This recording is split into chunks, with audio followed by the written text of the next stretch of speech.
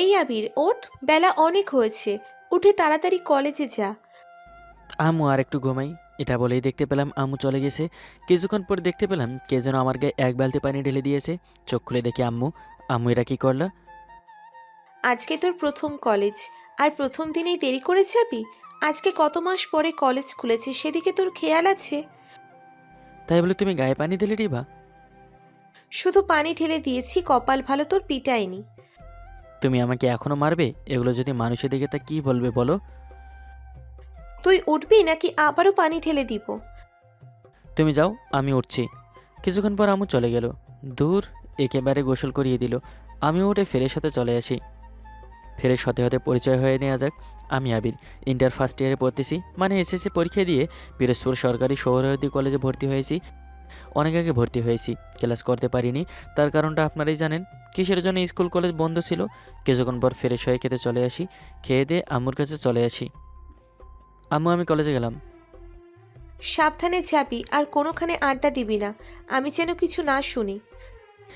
ওই আম্মু, তোমার ছেলেকে কি তুমি চেনো না? তোমার ছেলে অনেক ভালো। জানা আছে আমার ছেলে কেমন, আমাকে আর আমার ছেলেকে চেনাতে হবে না। আম্মুর কাছ থেকে বিদায় নিয়ে রওনা দিলাম কলেজের উদ্দেশ্যে। আমি একটু দুষ্ট টাইপের ছেলে, তাই তো আম্মু এটা বলেছে। আমি একটা রিক্সায় উঠে পড়ি। 30 মিনিট পর কলেজের সামনে চলে আসি। রিক্সাওয়ালাকে টাকা দিয়ে কলেজের ভেতরে ঢুকতে যাব, সেই সময় দেখতে পেলাম একটা সুন্দরী মেয়ে, জিন্স প্যান্ট পরা মেয়েটি গেটের সামনে একটা লোহার পাইপ দিয়ে দাঁড়িয়ে আছে। আমাকে দেখে মেয়েটি কিছুক্ষণ পর বলল, ও মনু, তুমি এসেছো?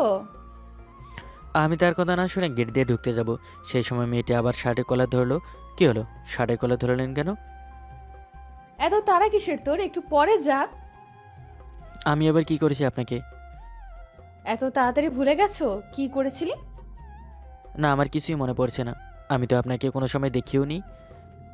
আচ্ছা চল কলেজের পেছনে যাই, তারপরে বলতে আসি। আমি আপনার সাথে যাব কেন? আর আমি আপনাকে চিনি না। যেতে তো তোকে হবেই। দেখতে পেলাম মেয়েটি একটা তুড়ি দিল, আর সাথে সাথে আমার কাছে 3-4টা মেয়ে এসে আমাকে ধরে ফেললো। ওরে পেছনে নিয়ে আয়, আজকে ওর আমি ক্লাস নিব। দেখতে পেলাম মেয়ে কয়টি আমাকে নিয়ে কলেজের পেছনে এসে পড়লো। বুঝলাম না কেন ওই মেয়েটা আমার সাথে এরকম করতেছে কেন। আমি বললাম, কেন আমার সাথে এরকম করছেন? তুই আমাকে সেদিন কি বলেছিলি? আমার তো কিছু মনে পড়ছে না। বলছি না আমি আপনাকে চিনি না। কেন? তুমি জানো না যে যে সময় অনলাইনে ক্লাস হয়েছে তখন তুমি কি বলেছো আমাকে? আমি নাকি পাগল, আমি নাকি পেতনি, আমি নাকি পাগলির মতো রাস্তায় হাঁটি। হাই হাই, আমি এটা কি করেছিলাম? তখন মজা করে বলেছিলাম। আসল কথা কি আপনাদের বলি, করোনার জন্য যে সময় অনলাইনে ক্লাস হচ্ছিল, তখন এই মেয়েটি অনেক ভাব দেখাতো। তাই আমি একদিন কমেন্টে গিয়ে ওটা বলেছিলাম। আর এখনও আমাকে ধরে ফেললো। এখন আমি কি করব কিছু বুঝছি না। আজকে আমাকে কে বাঁচাবে, এগুলো আমি মনে মনে ভাবছিলাম। তার মানে এই মেয়েটা গুন্ডি। কি হলো? চুপ করে আছো কেন? কই ভাবতেছি আপু, আমাকে মাফ করে দিন। তখন আমি বুঝতে পারিনি যে আপনি এত বড় গুন্ডি মেয়ে। কি? আমি গুন্ডি? এই তোর লোহার পাইপটা দে তো। আপু, ওইটা দিয়ে মাইরেন না। ওইটা দিয়ে মারলে আমি মরেই যাব। আগে বল, আমাকে পেতনি বলছিলি কেন? জানলে কি বলতাম আপনি এত বড় শয়তান, এই কলেজের গুন্ডি মেয়ে। এই লাঠিটা দে তো। দেখতে পেলাম লাঠিটা নিয়ে আমার পাশা বরাবর একটা পিটানি দিল। বাবা গো বাবা। ওই সরি, আর কিছু বলবো না। আজকে সরিতে কোনো কাজ হবে না। এই পাইপটা যতক্ষণ না ভাঙ্গে ততক্ষণ আমি তোকে মারতেই থাকবো। যখন আমাকে এটা ওটা বলেছিলি তখন আমার অনেক খারাপ লাগছিল। আশায় ছিলাম কবে কলেজ খুলবে আর তোকে মনের মতো আদর করব। আমার এখনো রাগে সারা শরীর জ্বলে যাচ্ছে। মন চাচ্ছে তোকে এখনই মেরে ফেলি, তাই পাইপ দিয়ে আজকে মারতেই থাকবো। আমি তো তাতে মরে যাব। মরে গেলে যাবি, পরে তোকে নদীর পানিতে ভাসিয়ে দেব। আপু, আপনারে আর কিছু বলবো না। এখন আমাকে ক্লাসে যেতে দিন। তুই যখন এত অনুরোধ করছো, যা, তোকে ছেড়েই দিলাম। তুই দেখতে অনেক পিচ্ছি, তাই মায়া হলো। যা, এখন ক্লাসে যা। আচ্ছা, যাচ্ছি। আর শোন, তোর নামটা বলে যা। আমি আবির, এটা বলে আমি ক্লাসে চলে আসি। বাবা গো বাবা, এত জোরে মারছে নাকি? না জানি কতদিন বাথরুম বন্ধ হয়ে যায়। আমি ক্লাসে চলে আসি। এসে একটা ছেলের পাশে বসে কিছুক্ষণ পর স্যার আসলো। তার অনেকক্ষণ পর গুন্ডি মেয়েগুলোও আসলো। আমি তো ওদের দেখে অবাক, তার মানে ওরাও আমার সাথে পড়ে। আমি পাশের ছেলেটিকে বললাম, ভাই এদিকে একটু তাকান। জি বলেন। ভাই ওই গন্ডি মেয়েটার নাম কি? ভাই ওর দিকে তাকাবো না, ওরে দেখলেই আমার ভয় লাগে। কেন? কেন তাকাবে না? আর ভয়ই বা লাগে কেন? ভাই ও হলো রিকা, প্রিন্সপলের মেয়ে। আজকে কলেজে এসে দুইটা ছেলের মাথা ফাটানো হয়ে গেছে। ছেলেগুলো না কিছুদিন আগে ওরা এটা ওটা বলেছে তাই। ভাই বলেন কি? তার মানে আমি মায়ের কম খেয়েছি? আল্লাহই আমাকে বাঁচিয়েছে, বুঝছি। এই মেয়ের সাথে আমার কথা বলা যাবে না। তাহলে যে কবে আমার মাথা ফাটাবে তা আমি নিজেও জানি না। আমি সবগুলো ক্লাস করে বাড়িতে এসে পড়ি। পরের দিন আমি আবার কলেজে এসে পড়ি। এসে একটা বেঞ্চে বসে পড়ি। কিছুক্ষণ পর স্যার আসলে ম্যাডামের সাথে গুন্ডি মেয়েটাও আসলো। এসেও আমার বেঞ্চে বসে পড়লো। আপনি আমার সাথে বসলেন কেন? তোর কি কোনো সমস্যা হয়েছে? না, বাট আপনার সাথে বসতেও আমার ভয় লাগে। কবে যে কী করে ফেলবেন তা আমি নিজেও জানি না। কি বললি? আজকে তোর হাত পা সব ভাঙবো। সেদিনকার মাফ করে দিয়েছি, সেইটা বুঝছো। আজকে আর মাফ করে দিব না। সরি সরি, তবু আমার হাত পা ভাঙবেন না? আচ্ছা ভাঙবো না, তোকে কিছু প্রশ্ন করতে পারি? প্রশ্ন তো ম্যাডাম করবে, আপনি করার কে? আবির রাগ তুলবি না, রাগ উঠলে তুই কিন্তু আস্ত থাকবি না। আপনারা রাগ তোলা রাখবে না। বলুন কি প্রশ্ন করবেন? তুমি কি সিগারেট খাও? এই প্রশ্ন কেন? আমি কি বলছি আগে আনসারটা দে। এই জিনিসটা আমি খাই না। ভালো, আর খাইলে খবর ছিল, কারণ আমি এই সিগারেটের গন্ধ একদম সহ্য করতে পারি না। আমি খাইলে আপনার কি? আবারও মুখে মুখে কথা? কালকের কথা মনে আছে? বলছি না আমার মুখে মুখে কথা বলবি না। ঠিক আছে, বলবো না। আর শোন, তোর নামে যেন খারাপ কিছু না শুনি। কেন? শুনলে কি করবেন? আবারও মুখে মুখে কথা। আজকে তোরে কলেজের পেছনে নিয়ে যাব, তারপরে ধোলাই দেব। সরি, এই জীবনে আর আপনার মুখে মুখে কথা বলবো না। ঠিক আছে। সব ক্লাস শেষ করে আমি বাড়িতে চলে আসি। দেখতে দেখতে এক সপ্তাহ কেটে গেল। রিকার সাথে আমার বন্ধুত্ব হয়ে গেল। একবার চাইছিলাম না বন্ধুত্ব করতে, তবুও করা লাগলো, কারণ ও আমাকে লাঠির ভয় দেখাচ্ছিল। কিছু হলেই ও আমাকে বলে, আজকে তোর খবর আছে, এগুলো বলে। তাই ওর সাথে বুঝে বুঝে কথা বলি। একদিন রিকা আর আমি কলেজের সামনে বসে আছি। তখনই আমি ওকে বললাম, রিকা তোকে একটা কথা বলি। কি কথা বল? এসব জামা কাপড় না পরে 3 পিস পরে কলেজে আসতে পারিস না? কেন, এসব জামা কাপড়ে কি আমাকে খারাপ লাগে? তোর কাছে হয়তো ভালো লাগে, আর সবার কাছে হয়তো খারাপ লাগে। আগে বল, তোর কাছেও কি খারাপ লাগে? আমরাও ভালো লাগে না খারাপ লাগে, যেটা দিয়ে তুই কি করবি? আবির আমি কিন্তু বলতে বলছি। আমার কাছেও ভালো লাগে না। কি বললি? দেখতে পেলাম রিকা রাগীভাবে আমার দিকে তাকিয়ে হনহন করে হেঁটে চলে গেল। বুঝলাম না আমি কিছুই। পরের দিন আবার কলেজে চলে আসি। এসে ক্লাসে বসে আছি। কিছুক্ষণ পর রিকা এসে আমার পাশে বসলো। আমি তো ওকে দেখে অবাক, কারণ ও আজকে শাড়ি পরে এসেছে আর ওকে দেখতে সুন্দর লাগছে। দেখ আমাকে আজকে দেখতে কেমন লাগতেছে। অনেক সুন্দর লাগছে। তুমি এত সুন্দর তা বোঝাই যায় না। হয়েছে, আগে বল আমাকে দেখে তোর পছন্দ হয়েছে? হঠাৎ এই কথা কেন বললি? বলতে বলছি না? তোকে অনেক সুন্দর লাগছে দেখছে। সত্যি তো? দুজনে ক্লাসে চলে এলাম। এভাবে আরও কিছুদিন কেটে গেল। একদিন ক্লাস শেষ করে দেখি রিকা একটা ছেলেকে ধরে রাম ধোলাই দিচ্ছে। তাই আমি ওর কাছে চলে গেলাম আর ওর হাত থেকে পাইপটা ফেলে দিলাম। আবির এটা কি হলো? তুই পাইপ ফেলে দিলি কেন? আমি ওখান থেকে সবাইকে যেতে বললাম। আমি আর রিকা একটা জায়গায় বসে পড়ি। আবির এটা কিন্তু তুই ঠিক করলি না। ওরে আজকে মনের মতো মারতাম, তারপরে হসপিটালে পাঠাতাম। ওর সাথে তোর কি হয়েছিল বলতো? ও আমার বান্ধবীকে কালকে খারাপ খারাপ কথা বলছে, তাই ওরে পিটাইছি।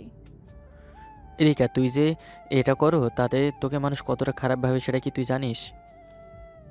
যে যেটা ভাবুক না কেন, তাতে আমার কি? প্লিজ এগুলো ছেড়ে দে, আমার এই কথাটা রাখ।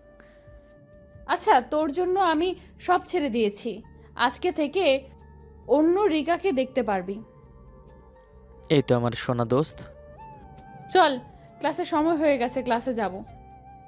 দুজনে ক্লাসে চলে আসি। এভাবে আরও 1 মাস কেটে গেল। এই 1 মাস রিকা কোনো ছেলেকে পিরায়নি, ভালো হয়ে গেছে। একদিন কলেজে বার্ষিক ক্রিয়া অনুষ্ঠান চলছিল। আমি চেয়ারে বসে অনুষ্ঠান দেখছিলাম। এর মধ্যে শুনতে পেলাম কারো ডাক। আবির, কলেজের পেছনে একটু আয় তো। কেন? আসতে বলছি না? দুজনে কলেজের পেছনে চলে আসি। ওই রিকা, কি বলবি বলে ফেলতো। আবির, আমি না তোকে ভালোবাসি। রিকা, এগুলো আবার কি বলছিস? আমি না তোর ফ্রেন্ড, তাহলে এগুলো বলা কেন? সত্যি বলতে আসি, এই প্রথমবার আমার কোনো ছেলেকে ভালো লেগেছে, সেটা হলো তুই। তাই তো তোর কথা মেনে চলেছি। আমি তোকে ভালোবাসতে পারবো না, তুই যে গুন্ডি মেয়ে। কুত্তা, তোর জন্য আমি সব কিছু ছেড়ে দিয়েছি, এখনো বলছো ভালোবাসবি না? না, ভালোবাসবো না।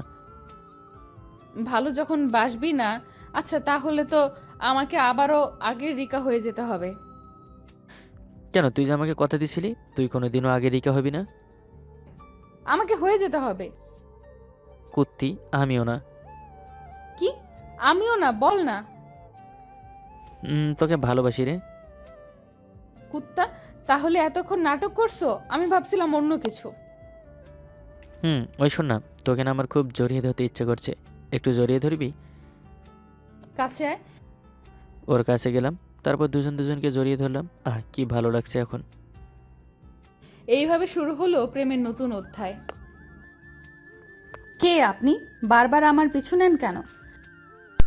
জি মানে একটা কথা বলার ছিল। আমি তো আপনাকে চিনি না, কি এমন কথা বলতে চান আমাকে? আজে বাজে কথা বললে কিন্তু ভাইয়াকে ডাকবো, অনেক মায়ের খাবেন তখন। তাহলে আমি চলে যাই কেমন? কই যাবেন আপনি? মেসে চলে যাব। আমি জগন্নাথ বিশ্ববিদ্যালয়ে পড়ি, মাঝে মাঝে কিছু কাজে আসা হয় মিরপুরে। আমি ওখানকার স্টুডেন্ট, মেসেই থাকি। আপনি কি ভয় পাইছেন? কিছুটা।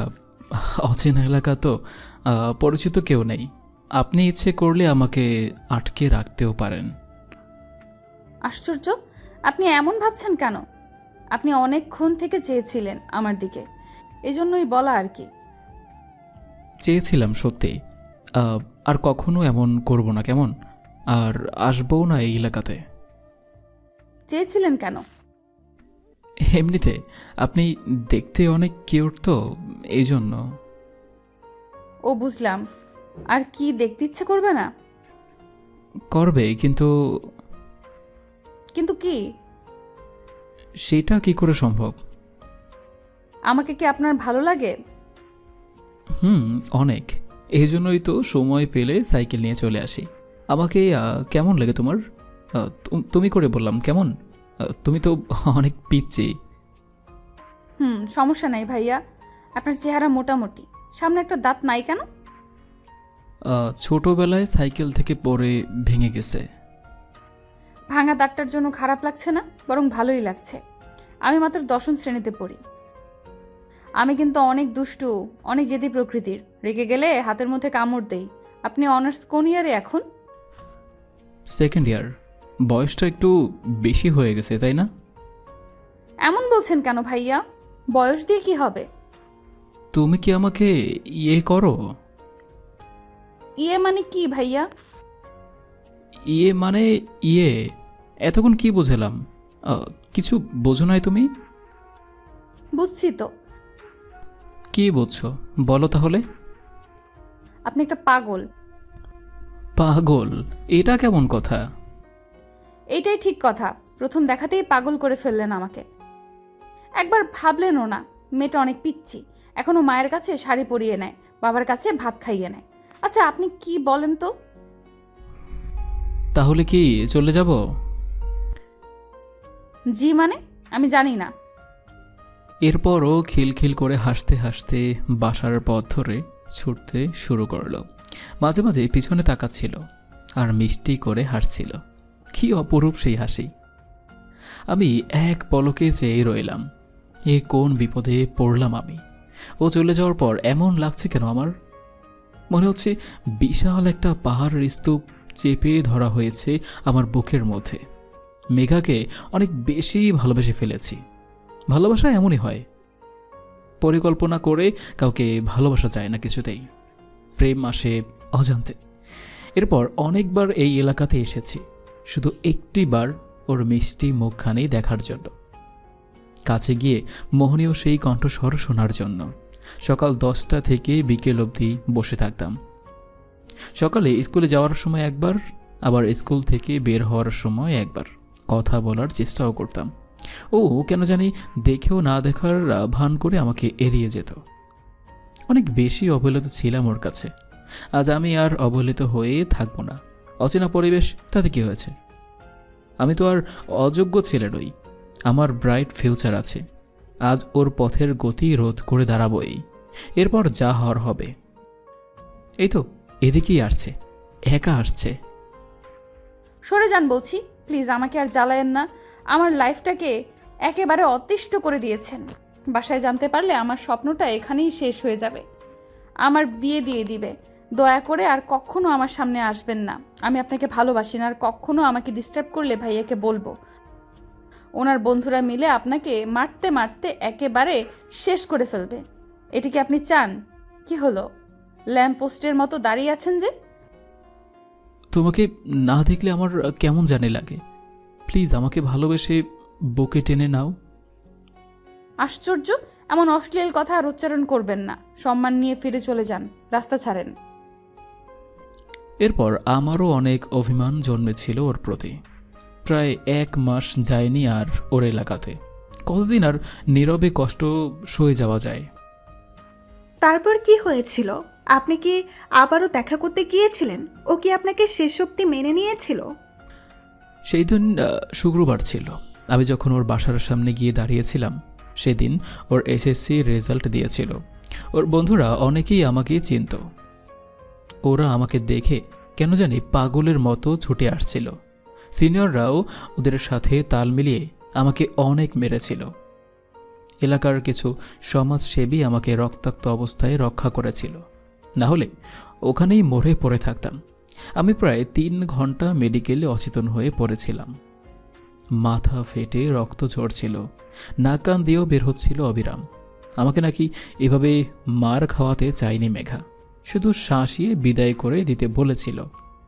কিন্তু আমি জেদ করে বলেছিলাম ওকে ভালোবাসি, ওর জন্য মরতেও পারি, ওকে ছেড়ে যেতে পারবো না আমি।